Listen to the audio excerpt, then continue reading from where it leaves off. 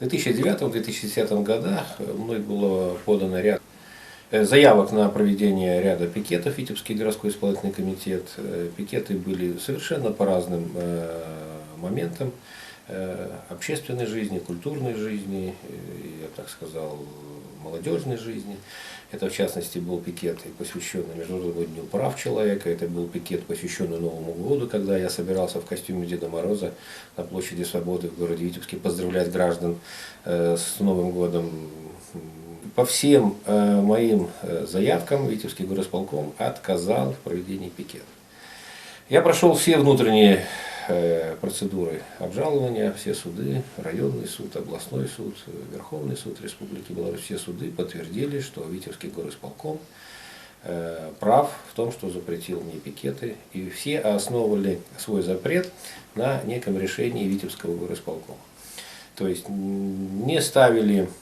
не принимали во внимание Международный пакт о гражданских и политических правах, который ратифицировала Республика Беларусь, который является нормой действующего законодательства на территории Республики Беларусь, не принимали ни Конституцию, ни даже закон о массовых мероприятиях в Республике Беларусь, потому что заявленные мной места не подпадали под запрет, установленный данным законом. После чего я подал по каждому запрету сообщение в Комитет ООН по правам человека, в котором указал, что Республика Беларусь нарушает мое право на свободное выражение мнения. На 105-й сессии Комитета ООН по правам человека в этом году, 19 июля, было принято решение Комитета ООН по правам человека, в соответствии с которым по всем моим 9 обращениям Республика Беларусь была признана нарушителем прав на свободу выражения мнений.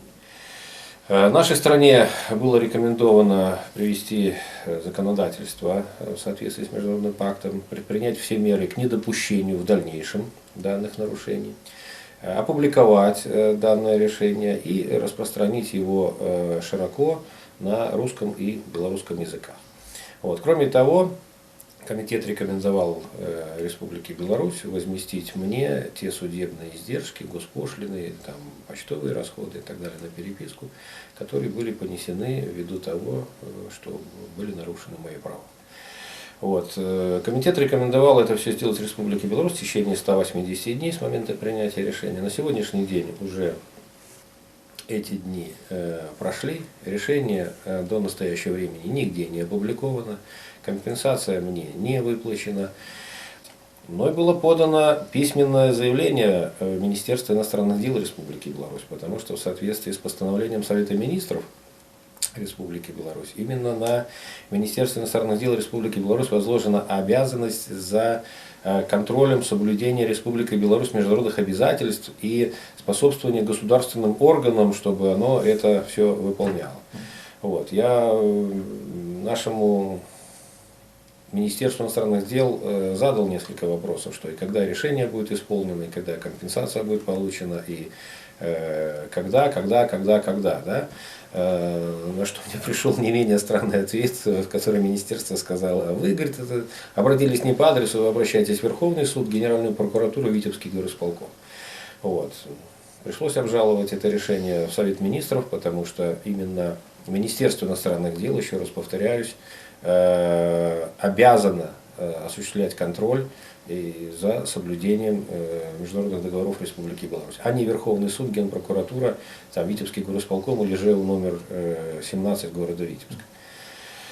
Поэтому сейчас